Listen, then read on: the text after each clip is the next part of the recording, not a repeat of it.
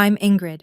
I'm 30 years old, and 3 weeks ago, my own parents threw me a birthday party just to publicly disown me in front of our entire family. 53 relatives, aunts, uncles, cousins I hadn't seen in years, a private room at the nicest restaurant in town. I walked in thinking it was a surprise celebration. I walked out. Well, I'll get to that. But here's what my parents didn't know. They weren't the only ones with a plan that night. And the woman sitting in the corner, the aunt they'd erased from our family 20 years ago, she'd been waiting for this moment. Before I take you back to that night, please take a moment to like and subscribe, but only if this story actually resonates with you. Also, I'd love to know, where are you watching from right now? Drop your location and local time in the comments. Now let me take you back 4 weeks to the phone call that started everything. I was elbow deep in wet clay when my phone buzzed. The studio smelled like earth and coffee, and I almost didn't answer. Then I saw the name on the screen, Mom. My mother didn't call. She texted, short, clipped messages that read like orders. So when her name lit up my phone, my stomach did something strange. I wiped my hands on my apron and picked up. Ingrid. Her voice was honey, sweet, almost warm. That was the first red flag. I hope I'm not interrupting your little hobby. I'm working, Mom. What's going on? Your father and I have been talking. She paused, letting the words hang. It's time the family came together for your 30th birthday. I nearly dropped the phone. In 30 years, my mother had never once called my birthday special. Most years, she forgot entirely. On my 25th, I sat by the phone all day. No one called. Not her, not Dad, not Meredith. A family dinner? I heard myself say. For my birthday? The whole family wants to see you. Her tone sharpened just slightly. Don't be late. Saturday, 7 o'clock, the Sterling. The Sterling, the most expensive restaurant in town. The place where my parents announced Meredith's medical school acceptance. The place where they celebrated everything that mattered to them. I'll be there, I said. Good. Click. I stood in my studio, phone still pressed to my ear, listening to dead air. My hands were trembling, leaving clay fingerprints on the screen. Something felt off, but hope, that treacherous, stubborn thing, whispered in the back of my mind. Maybe they've changed. Maybe this time will be different. I should have listened to my gut instead. 2 days later, Meredith showed up at my studio. She never visited. Not once in the 3 years since I'd opened this place. But there she was, standing in my doorway in her pristine white coat, looking around like she'd stepped into a foreign country. Cute space, she said. It wasn't a compliment. What do you want, Meredith? She picked up a ceramic vase, turned it over, set it down carelessly. I've been thinking about Grandma's house. There it was. The real reason. The beach house isn't for sale. It's just sitting there, Ingrid. She finally looked at me. Empty, while my clinic is drowning in debt. Grandma left it to me. That was her decision. Meredith's jaw tightened. Grandma's dead. She doesn't need a beach house. But I need capital. The family needs that money. I set down my sculpting tool, carefully, slowly. That house is where Grandma taught me to make my first pot. It's not just anything to me. God, you're so sentimental. She rolled her eyes. This is exactly why Mom and Dad... She stopped herself. Why Mom and Dad what? She smiled. That perfect practice smile she used on patients. Nothing. Forget it. You should come to dinner Saturday. Mom has... plans. The word hung in the air between us. Plans, I repeated. Mm-hmm. She was already walking toward the door. See you there, sis. Wear something nice. The whole family will be watching. The door clicked shut behind her. I stood frozen among my pottery wheels and half-finished pieces, her words echoing in my head. The whole family will be watching. Plans. What exactly had I agreed to? That night, I couldn't sleep. I kept thinking about the beach house. About Grandma. Her name was Rosemary. Rosemary Harmon. And she was the only person in my family who ever made me feel like I was enough. I was 15 the first summer she took me to that house. My parents had shipped me off. Too difficult, they said. Needs discipline. And I arrived angry, sullen, ready to hate everything. But Grandma didn't try to fix me, she just handed me a lump of clay. Your hands create, Ingrid. She guided my fingers on the pottery wheel, her voice soft over the sound of the ocean outside. That's a gift your mother will never understand. It was the first time anyone had called anything about me a gift. Not a problem, not a disappointment. A gift. Every summer after that, I went back. We made pottery together, walked the beach at sunrise, talked about everything and nothing. She came to my first exhibition when I was 22, the only family member who showed up. She sat in the front row, tears in her eyes, clapping so hard her hands turned red. 6 months ago, she died in her sleep. Peaceful, they said, like she just decided it was time. She left me the beach house and a small wooden box I hadn't been able to open yet. The night before the dinner, I finally understood what I'd lost when she died. It wasn't just her. It was my only proof that I was lovable, my only witness. Without Grandma, I had no one in that family who saw me. Not really, or so I thought. I had no idea that someone else had been watching all along. The pressure started 3 days before the dinner. First, it was subtle. A text from my cousin Emma. "Hey, heard you might be selling the beach house? That's so generous of you." I wasn't selling anything. Who told her that? Then Dad called. His voice was ice. "Your mother is very upset, Ingrid." I gripped the phone tighter. "About what?" "The house. You know about what." He sighed. That long, disappointed sigh I'd heard my whole life. "We gave you everything. We supported your artistic pursuits, even when they embarrassed us.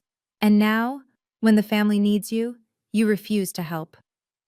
"Grandma left it to me, Dad. In her will. That was her choice." "Wills can be contested." His voice dropped, cold and deliberate. "Loyalty to family shouldn't have to be." The threat hung in the air between us.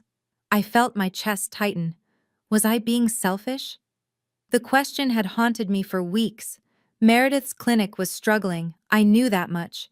My parents had poured money into her education, her career, and here I was, sitting on a property worth over $1 million. But every time I considered giving in, I heard Grandma's voice. "Promise me, sweetheart, never let them make you small." "If you really cared about this family," Dad continued, "you'd do the right thing. Come to dinner. We'll discuss it like adults. And if I don't agree to sell?" Silence. Then I suppose we'll know where your priorities lie." He hung up. I sat in the dark for a long time that night, doing the math. If I sold the house, I'd lose the last piece of her. If I kept it, I'd lose them. But somewhere deep down, a voice whispered, "Have you ever really had them?" The night before the dinner, I pulled out the dress. It was teal silk, floor length, with delicate silver beading along the neckline. Grandma had given it to me for my 21st birthday. "For when you need to feel powerful," she'd said. I hadn't worn it since her funeral.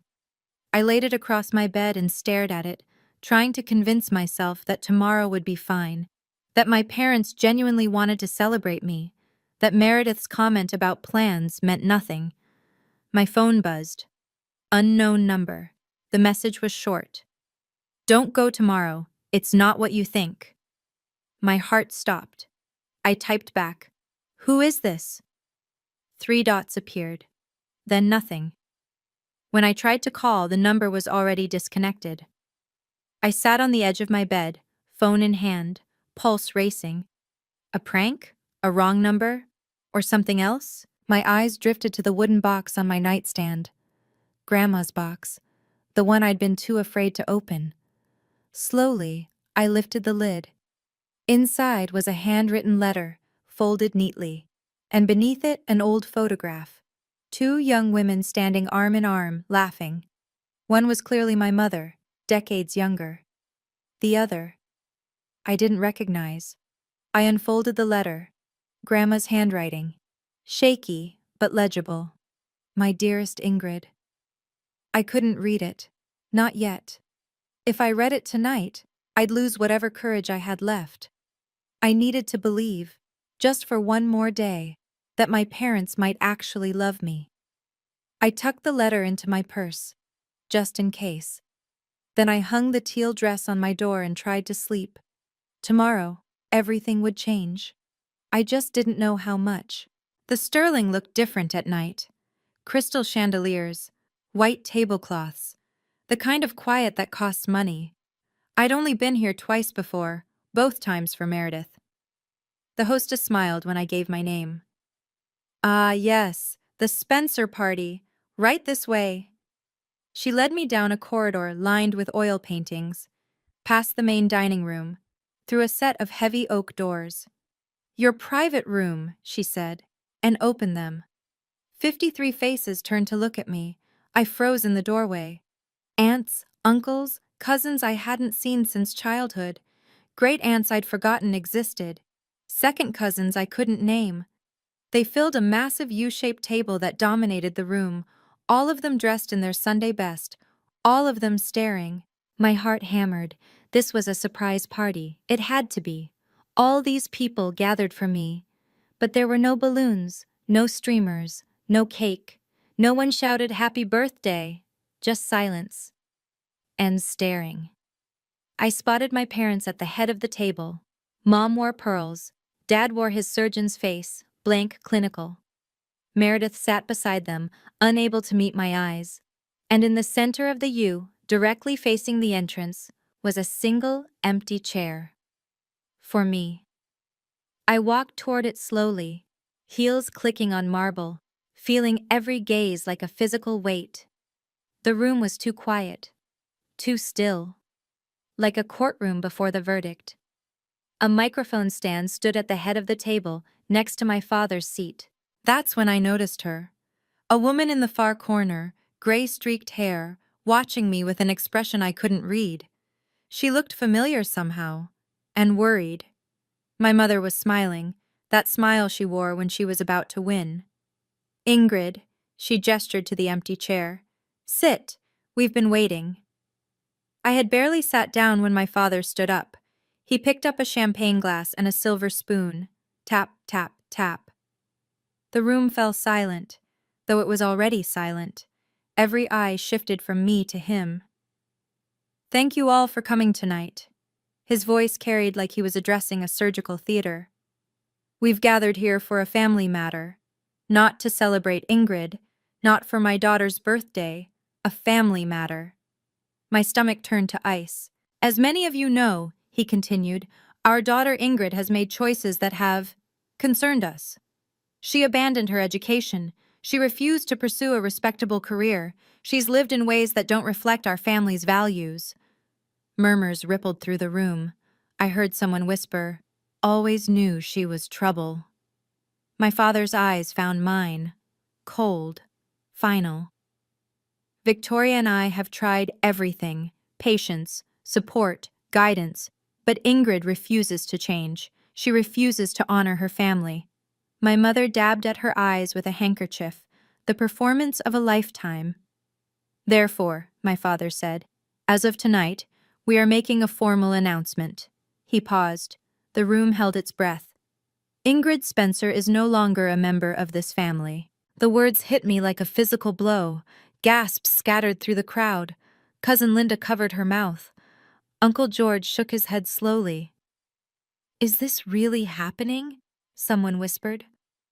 My mother stood, smoothing her skirt. We gave her every opportunity. Her voice trembled with practiced grief. She chose shame over family. I couldn't move, couldn't breathe. 53 pairs of eyes burned into me, and I was 15 again, standing in my parents' living room, being told I was too much trouble to keep. Then my mother reached into her purse and pulled out a folded piece of paper. The paper landed in front of me with a soft slap. Sign this, my mother said, and we'll let you leave with your dignity intact. I looked down. The words blurred, then sharpened. Legal letterhead, paragraphs of fine print, and at the bottom, a signature line with my name typed beneath it. Voluntary relinquishment of inheritance rights, the beach house. This was about the beach house. It had always been about the beach house. Everything clicked into place. The surprise invitation, the family matter. 53 witnesses assembled in their Sunday best. They hadn't gathered everyone to disown me. They'd gathered everyone to pressure me into signing away Grandma's house. The disownment was just leverage, theater designed to break me. You planned this, I breathed. We planned an intervention, my mother corrected smoothly, for your own good. I spotted a man in a gray suit near the door, Mr. Thornton, our family's lawyer. He was already holding a notary stamp, ready to make everything official. My mother leaned closer, her perfume suffocating. 53 witnesses, Ingrid. Your grandmother's lawyer won't be able to argue with that kind of family consensus. She tapped the paper with one manicured nail. Sign. Walk away quietly. This doesn't have to be harder than it already is. The room waited. I could feel them watching, some with pity, some with contempt, some with the morbid curiosity people have at car accidents. My hands were shaking, my vision was blurring. They had turned my 30th birthday into a courtroom, and I was already convicted. But somewhere beneath the panic, something else stirred, something harder. I thought of Grandma's letter, still folded in my purse. I thought of the woman in the corner, watching. My mother pushed a pen toward me. Sign, she said. Now. I picked up the pen.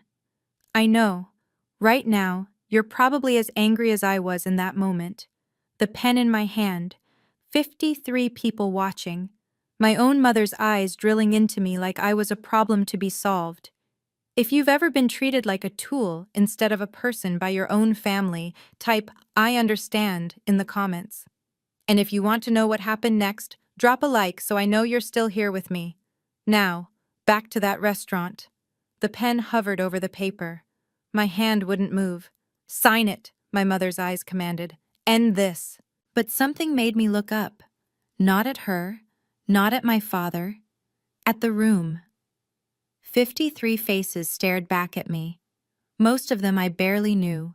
Distant relatives who appeared at funerals and weddings, who exchanged Christmas cards we never read.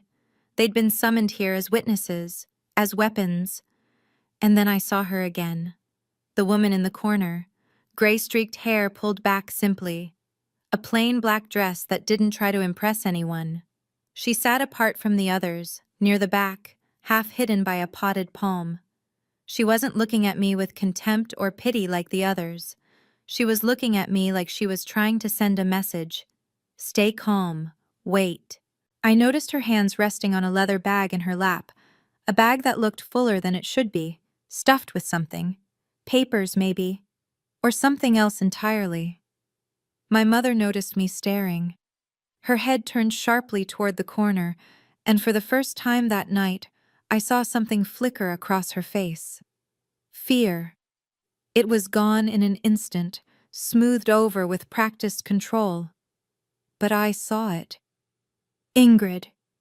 My mother's voice was ice now. Focus. Sign the paper. Who was this woman? Why did my mother, who feared nothing and no one, look at her like that? And why did something about her face feel so familiar, like looking at an old photograph I couldn't quite place? Ingrid, my father's voice this time, impatient. We're all waiting. I set the pen down, not signing, not yet. Not. Can I have a moment, I said, to collect myself? My mother's smile tightened. Of course, darling. But her eyes never left the woman in the corner. The room pressed in on me, the whispers, the stares, the weight of 53 judgments. But in the chaos, I heard another voice, soft, familiar, speaking from somewhere deep in my memory. Never let them make you small, sweetheart. And if they try, you have everything you need. Grandma had said that to me the last time I saw her, 2 weeks before she died.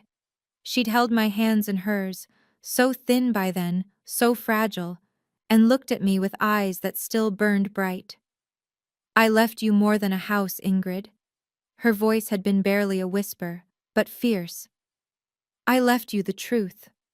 I hadn't understood what she meant. Not then, but I was beginning to understand now. Under the table, my hand slipped into my purse. My fingers found the edge of the envelope. Grandma's letter, still unread. I'd been too afraid to open it last night, too desperate to believe this dinner might actually be what my parents claimed. That hope was ash now. Whatever was in that letter, Grandma had wanted me to have it. She'd known something. About my mother. About this family. About what they would try to do once she was gone. I looked up at the room full of people who wanted me to disappear quietly. At my mother, who had orchestrated this public execution. At my father, who couldn't meet my eyes. Then I looked at the woman in the corner. She was still watching, still waiting. Her hand rested on that overstuffed bag. I wasn't alone. I didn't know how or why yet, but I wasn't alone. Something settled in my chest. Not calm exactly. Resolve. Actually, I said, my voice stronger than I expected. I do have something to say. My mother's smile flickered. What? Give me the microphone. My mother laughed. Short, sharp, dismissive. The microphone? Ingrid, this isn't a performance. Then why is there a mic set up? I gestured to the stand by my father's seat. You planned every detail of this. The seating arrangement, the witnesses, the lawyer in the corner with his notary stamp. You wanted an audience, so let me speak to them. A ripple of murmurs moved through the room. Uncle George shifted uncomfortably.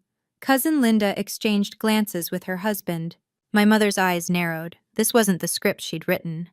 Fine, she said, her voice turning to Honey. But first, let's make sure everyone here understands exactly who they're dealing with.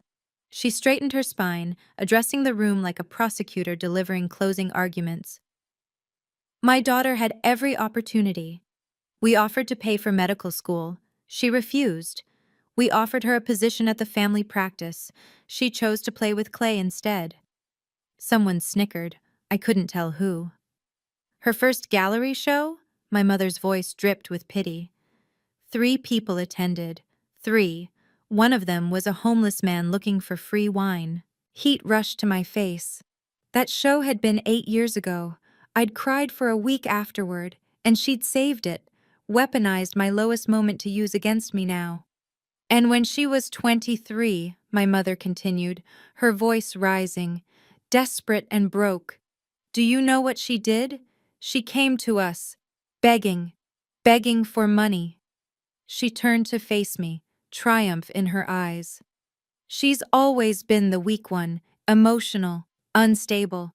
Is this really the person you want clinging to mother's estate? My eyes burned, but I would not cry.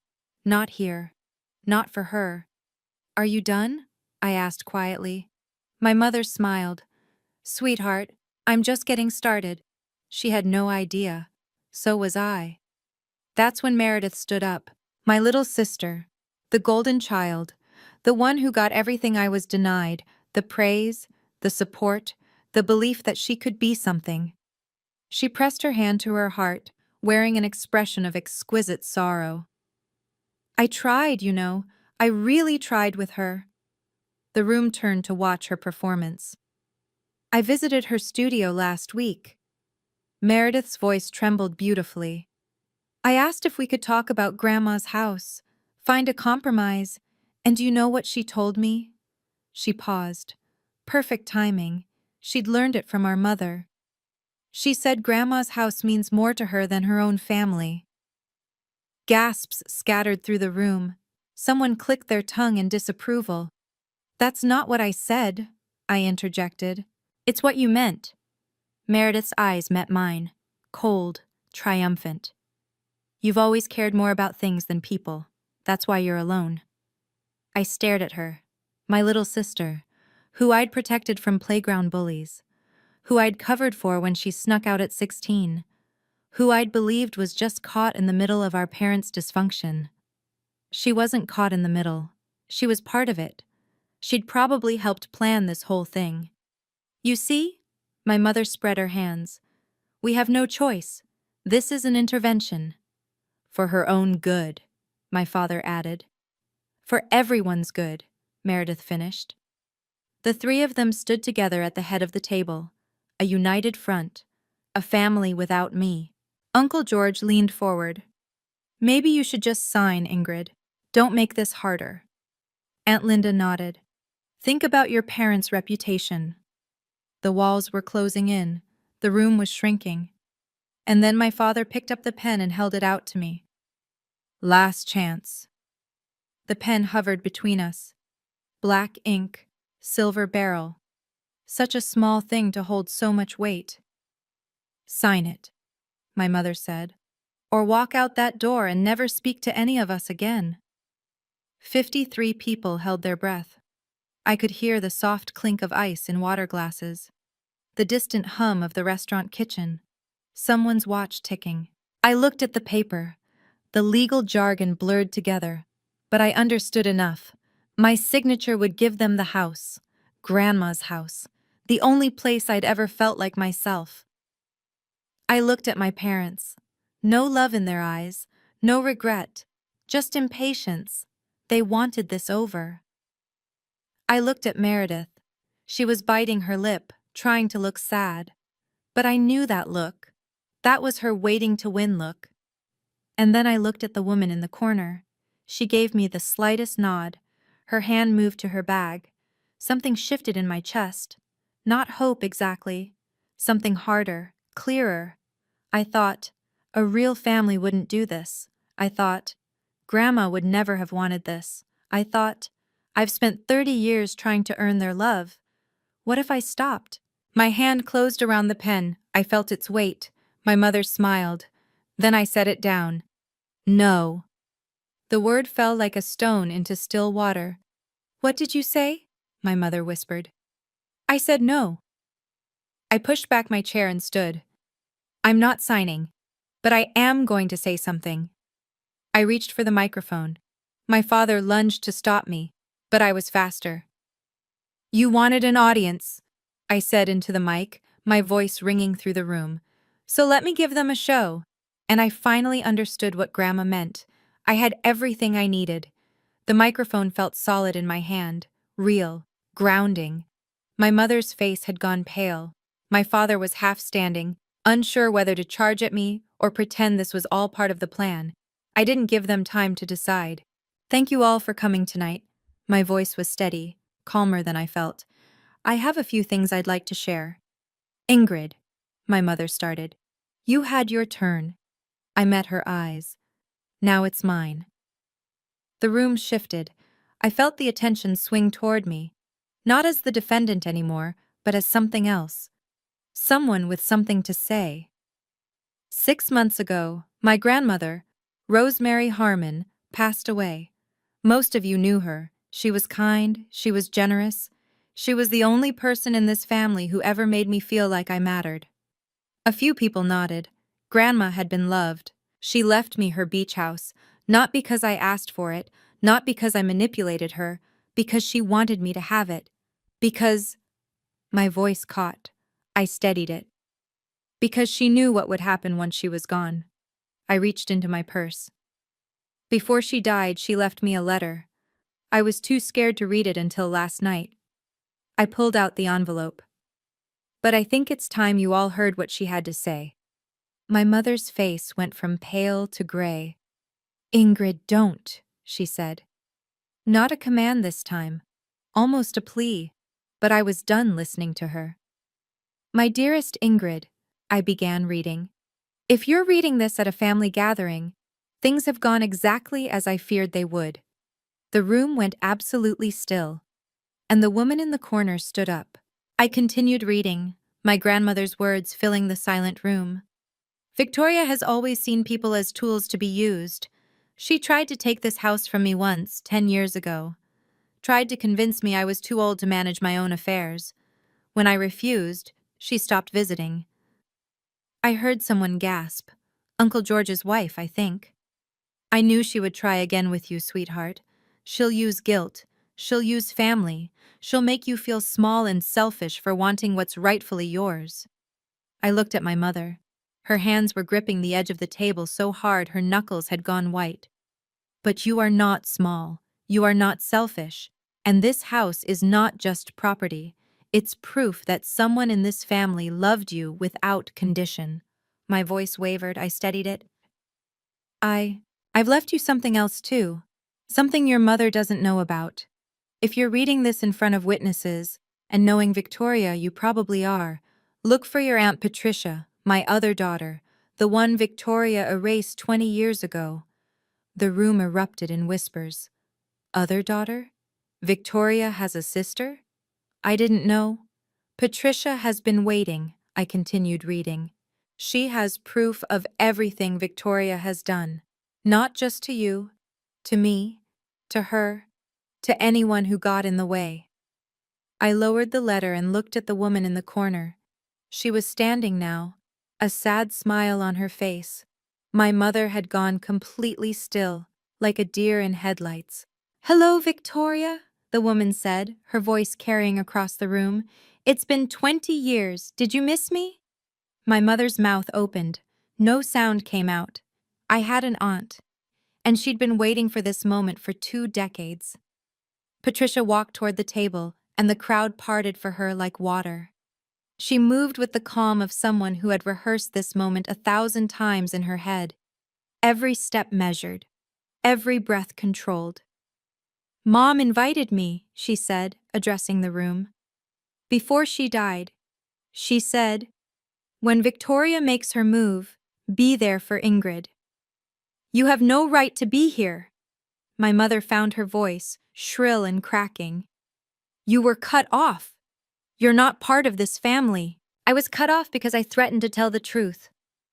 Patricia stopped at the edge of the table, directly across from Victoria. 20 years ago, I found out what you were doing with Mom's accounts, skimming money, forging her signature, isolating her from anyone who might notice." The whispers grew louder. Uncle George stood halfway up, then sat back down. "Lies," my mother hissed. "She's always been jealous, unstable." "That's what you told everyone." Patricia nodded slowly. "That I was crazy, delusional, that Mom couldn't trust me." She turned to face the room. "But Mom never believed you. She just didn't have the strength to fight you anymore." "Patricia," my father's voice cut through, "this is inappropriate. Whatever grievances you have—" "Grievances?" Patricia laughed softly. "Richard, do you even know what your wife did? Or were you too busy pretending not to notice?" My father's jaw tightened. He looked away. "I didn't come here to rehash ancient history," Patricia said. "I came because Mom asked me to, because she knew Victoria would do to Ingrid exactly what she did to me, what she tried to do to her." She reached into her bag and pulled out her phone. "And because," she said quietly, "I have proof." Patricia held up her phone like evidence in a courtroom. "Before Mom passed, she gave me one last task." Her voice was steady, carrying across the silent room. "She knew Victoria would make a move on Ingrid eventually. She just didn't know when." My mother's face had gone gray. "Patricia, whatever you think you have." 3 months before she died, Mom installed a voice-activated recorder in her living room. Patricia's eyes never left Victoria's. She told me where to find it, told me to wait until Victoria showed her hand. She pressed play. The first voice was my mother's, crystal clear. "We'll do it at her birthday dinner. Maximum witnesses. Maximum pressure." My father's voice next. "And if she refuses to sign?" "She won't refuse." My mother again, confident, cruel. "She's always been the weak one. This will be easy. One public shaming, and she'll fold like she always does." Then Meredith. "What if she makes a scene?" "Let her." My mother laughed. 53 witnesses watching her have a meltdown? That only helps our case. We can say she's unstable, contest the will on those grounds. Patricia paused the recording. The room was frozen. I could hear someone's sharp intake of breath. Uncle George had his hand over his mouth. "There's more," Patricia said quietly. 20 minutes of it. Every detail of tonight's plan. including how you'd use all of them. She gestured to the assembled relatives, as props in your little theater. That recording was obtained without consent, my mother hissed, grasping at straws. Single-party consent state. Patricia's voice was calm. Mom was in her own home. It's admissible anywhere. The silence stretched. Then Uncle George spoke, his voice heavy. Victoria, what have you done? My mother had no answer. Now I know what you might be wondering. Why did Patricia help? Why wait 20 years? The answer is simple. Sometimes the people who save us are the ones who've walked the same path first. Patricia knew what it felt like to be erased by my mother.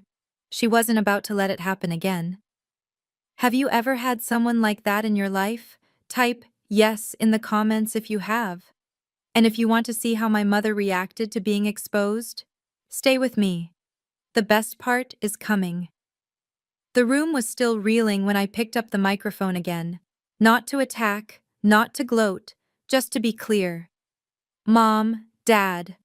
I looked at them directly. You wanted to disown me tonight? Consider it done.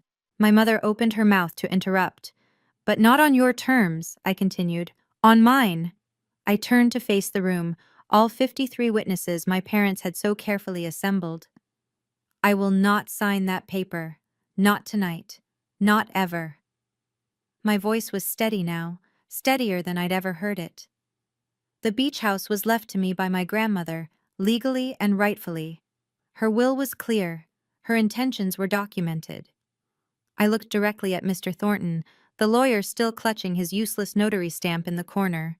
And for the record, Grandma's will includes a protective clause. Any document signed under duress or coercion is automatically void. I gestured around the room. Your 53 witnesses? They just watched you attempt to coerce me. On camera. I pointed to the sterling security dome in the ceiling. In a restaurant with surveillance. Mr. Thornton's face went pale.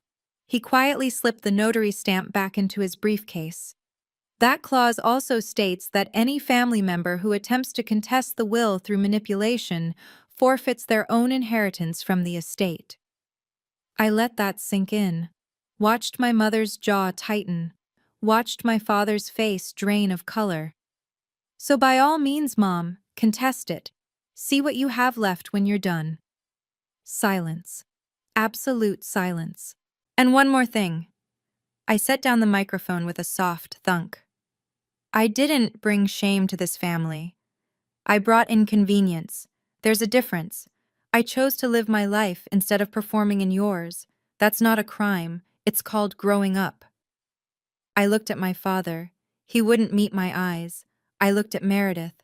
She was crying now, though I couldn't tell if it was shame or self-pity. I'm leaving now, I said.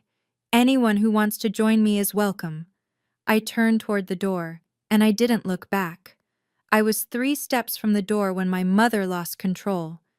This is ridiculous! Her voice cracked like a whip. Patricia has always been jealous, a liar. She was never stable. Victoria. Uncle George's voice cut through, heavy, disappointed. Stop. My mother wheeled on him. George, you can't possibly believe.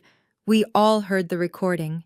He stood slowly, his chair scraping against the marble floor. We heard you planning this, planning to humiliate your own daughter for money. For Meredith's clinic, for the family. For yourself. Aunt Linda rose to stand beside her husband. It's always been for yourself, Victoria. We just didn't want to see it. The dam broke. Voices erupted from around the table. I can't believe we came here for this. 20 years you said Patricia was crazy. Poor Rosemary. She must have known all along. My mother spun in circles, trying to address each accusation, each desertion. But they kept coming.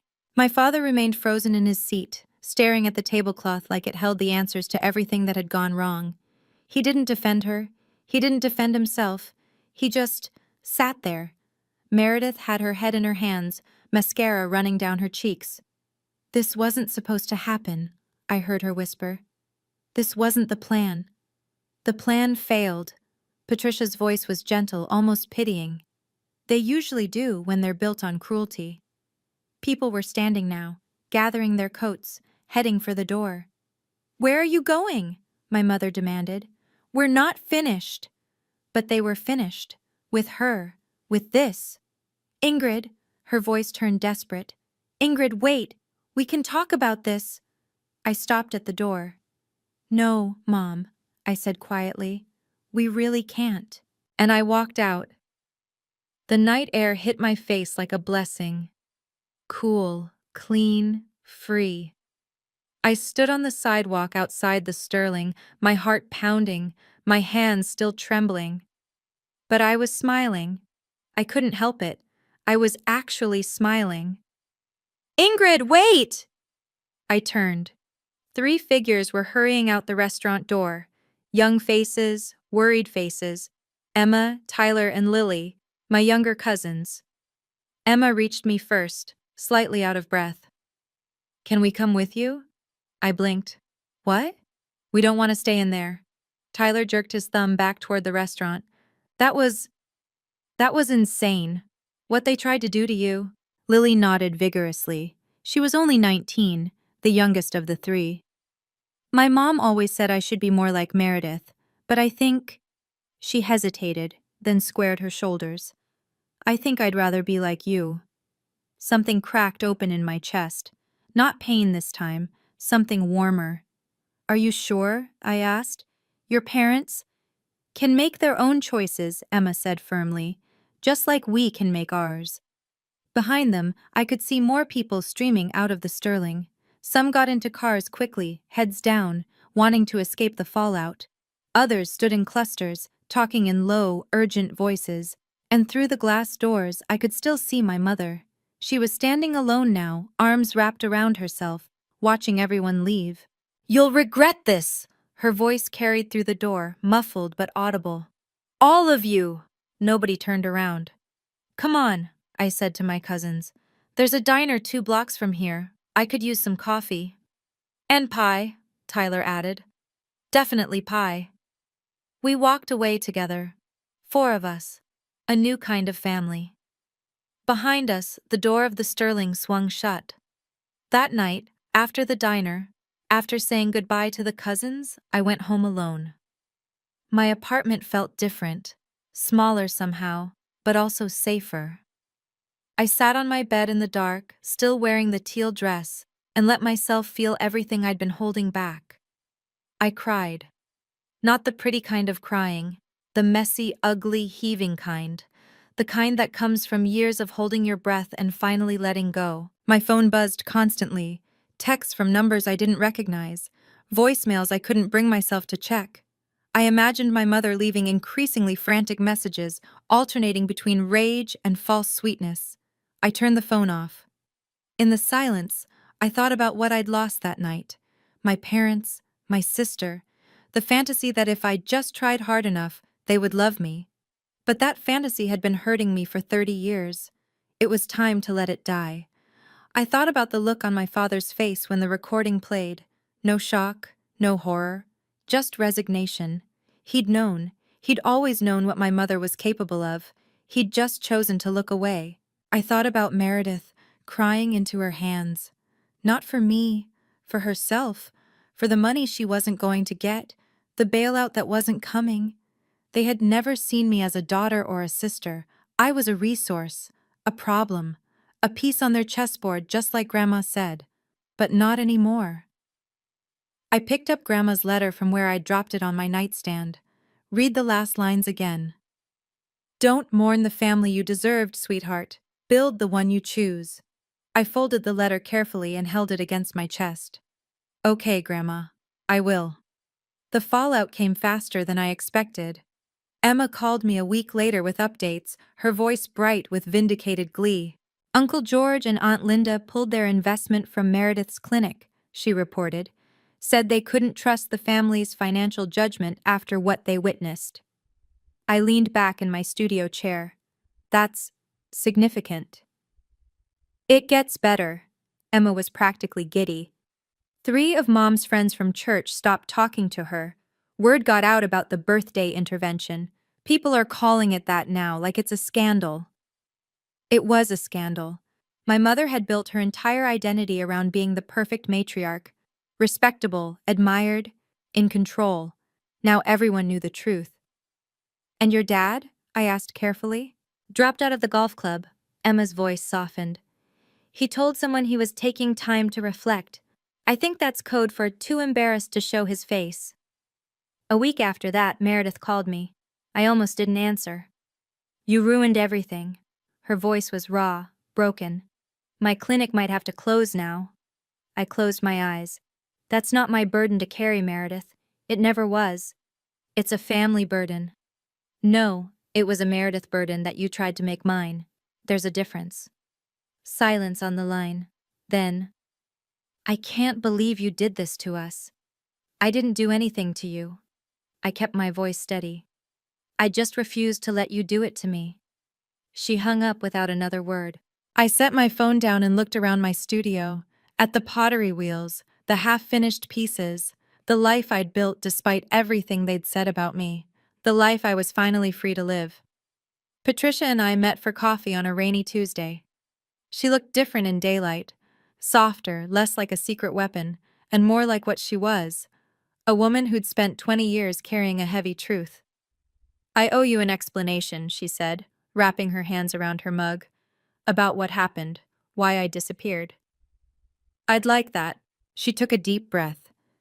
20 years ago, I found receipts, bank statements. Your mother had been siphoning money from Mom's accounts for years, small amounts at first, then bigger.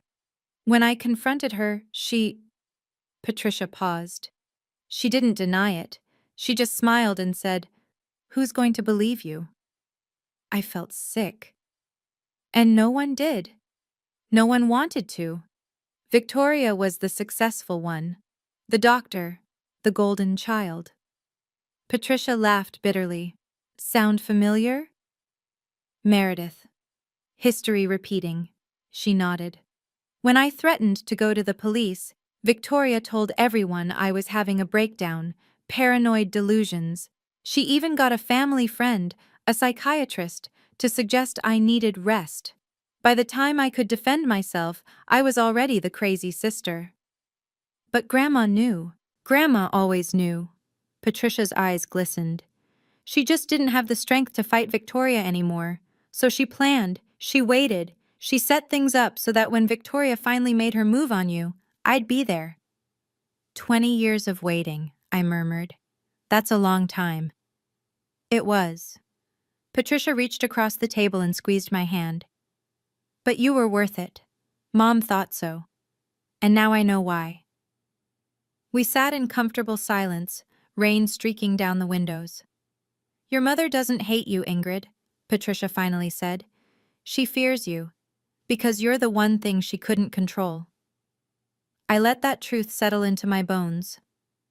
1 month later, I stood on the deck of Grandma's beach house, watching the sun set over the water. The house was exactly as she'd left it. Faded floral curtains, mismatched pottery on every shelf, some hers, some mine, all made with love.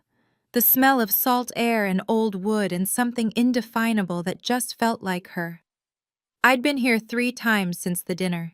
Each time it hurt a little less. This time, it almost felt like coming home. I'd started teaching pottery classes on weekends. Nothing fancy, just a folding table on the deck, a portable wheel, and whoever wanted to learn. Emma came to the first one, Lily to the second. Tyler showed up last week, sheepish, claiming he was just curious. Patricia visited every Sunday for dinner. We were building something neither of us had expected. A family, small, imperfect, chosen. My phone buzzed. A text from Emma. "Lily wants to know if you're doing a class tomorrow. She's bringing a friend." I smiled and typed back, "Always room for more." I leaned against the deck railing and thought about Grandma. About her standing in this exact spot, watching the same ocean, making the same choice every day to hold on to what mattered. She'd given me more than a house. She'd given me proof that love didn't have to be earned through obedience, that belonging didn't require losing yourself. "Thank you," I whispered to the wind. The waves crashed below, steady and eternal. Somewhere out there, my parents were still spinning their stories, rewriting history, pretending they were the victims. But I wasn't listening anymore. I had pottery to make, students to teach, a life to live. And for the first time in 30 years, I was exactly where I belonged. The call came on a Thursday morning. I was trimming a vase when my phone lit up with a name I'd blocked twice already. Mom. I hesitated. Then, for reasons I still don't fully understand, I answered. Ingrid. Her voice was different, quieter, but still sharp underneath. Your father is reconsidering his will. No, hello. No, how are you? Just straight to leverage. I see. If you apologize publicly and sign over the beach house, we might reconsider your place in the family. I set down my trimming tool, looked out the window at the ocean. Mom, I said slowly, I'm going to say this once. I'm listening. I don't need your will. I have everything I need. I don't need your approval. I've learned to live without it. And I don't need a place in a family that treats love like a transaction. Silence on the line. You'll regret this, she said finally. When you're old and alone, I'm not alone. I thought of Patricia, Emma, Tyler, Lily, the students who came every weekend to learn. I have family, real family. They just don't share your name. I could hear her breathing, sharp, angry. But Mom, I paused, surprised by what I was about to say. If you ever want a real relationship, not control, not obedience, just honesty, my door is open. Those are my terms. The silence stretched. Goodbye, Ingrid. Click. I stared at my phone for a long moment. Then I set it down, picked up my trimming tool, and went back to my vase. She never called again. I kept my door open anyway, not because I expected her to walk through it, but because I refused to become her. Some boundaries are walls. Others are invitations. I chose the second. So that's my story. On my 30th birthday, my parents tried to publicly disown me in front of 53 relatives. They thought shame would make me small. They thought pressure would make me break. They were wrong. If you're watching this and you recognize your family in mine, I'm sorry. I'm so sorry you know what this feels like. The constant second-guessing, the hunger for approval that never comes, the way you twist yourself into smaller and smaller shapes, hoping that this time, this version of you will finally be enough. It won't be, because the problem was never you. I want you to know something. You are allowed to set boundaries. You are allowed to walk away. You are allowed to choose who deserves a place in your life and who doesn't. Blood doesn't equal family. Shared history doesn't equal love. And staying silent while people hurt you isn't loyalty. It's self-destruction. My 30th birthday was supposed to be my lowest moment. Instead, it became my turning point. The night I stopped asking permission to exist. The night I learned that the people who try hardest to make you small are usually the ones most afraid of what you'll become. 3 weeks later, I'm standing in my grandmother's house, building a life she would have been proud of. Teaching, creating, learning how to take up space without apologizing for it. It's not easy. Some days it still hurts. But I wouldn't trade this pain for the old numbness. Not for anything. They wanted to make me small. Instead, they showed me exactly how big I needed to become. And that, I think, is the best revenge of all. A good life, lived on your own terms. Thank you for being here with me. If this story touched something in you, type boundaries in the comments, because that's the most important lesson I learned. And if you want to hear more stories about standing up for yourself, hit subscribe and turn on notifications so you never miss one. Check the description for more stories like this one. I'll see you in the next video. And remember, you deserve people who love you without conditions. Take care of yourself.